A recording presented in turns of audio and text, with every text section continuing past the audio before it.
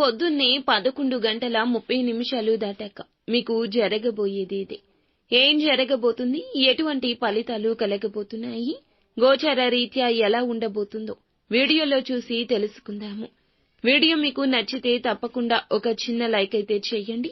మీ like మాకు ఎంతో supporting గా ఉంటుంది.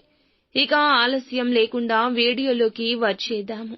వీరికి మంచి పేరు ప్రఖ్యాతలు ఉంటాయి. సమాజంలో చాలా వరకు గుర్తింపు ఉంటుంది. నాయకత్వ లక్షణాలు ఎక్కువగా కలిగి ఉంటారు. ఏదైనా పని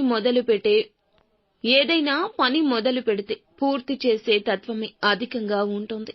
వీరి యొక్క పేరు పలుకుబడులు ఎట్టి విధంగా ఉంటాయంటే అందరి యొక్క గౌరవాన్ని పొందుకునే విధంగా ఉంటాయి.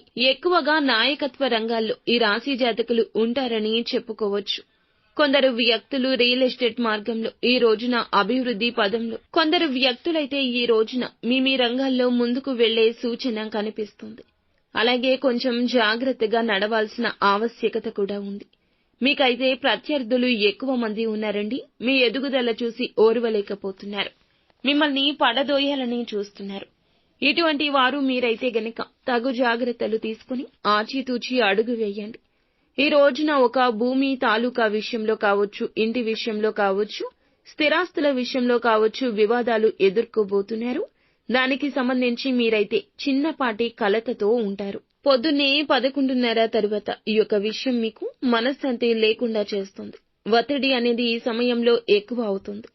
విద్యారంగంలో ఉన్నవారు అయితే ఉత్తమ ఫలితాలు పొందుకోబోతున్నారు.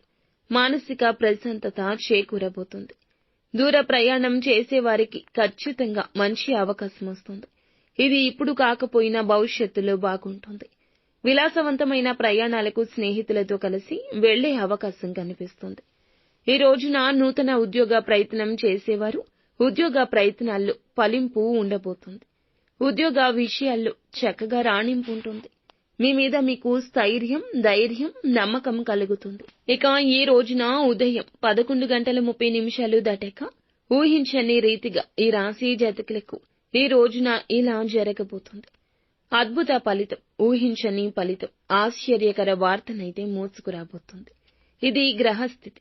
ఇంతవరకు ఎప్పుడూ కూడా అనుకుని ఉంటారు. అటువంటి అవకాశం, అటువంటి అద్భుత ఫలితం మీకు దక్కబోతుంది. దీన్ని బట్టి మీ కుటుంబంలో ఒక్కసారిగా సంతోషాలు వెల్లివిరుస్తాయని చెప్పుకోవచ్చు. ఇంతటి అదృష్టవంతుల అంటూ అందరూ ముక్కున వేలేసుకుంటారు. అంతటి సంతోషం మీరు పొందుకోబోతున్నారు. ఇందుకు సంబంధించి మీరైతే ఒక ఫోన్ కాల్ ద్వారా కానీ, ఒక వ్యక్తి ద్వారా కానీ సందేశాన్ని పొందుకోబోతున్నారు. అది వ్యాపార రంగానికి సంబంధించినది కావచ్చు, ఉద్యోగ రంగానికి సంబంధించినది కూడా కావచ్చును. నూతన భూముల విషయంలో, పెట్టుబడుల విషయంలో, కుటుంబ శుభవార్తలు కూడా కావచ్చు. సంతాన యోగ్యత కావచ్చు.